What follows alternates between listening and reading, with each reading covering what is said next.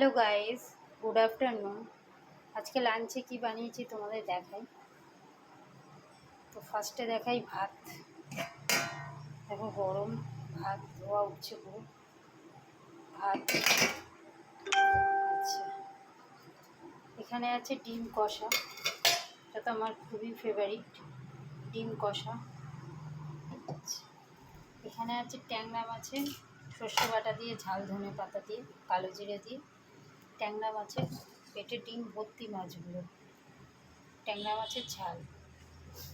আচ্ছা, এখানে আছে কালকের এক পিস বোয়াল মাছ, বোয়াল মাছের ঝোল এক পিস আছে। ব্যাস, এই রান্না করেছি আজকে গাইস।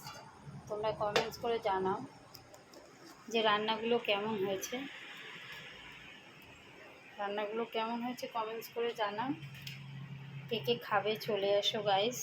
চলো এখনকার মতন টাটা।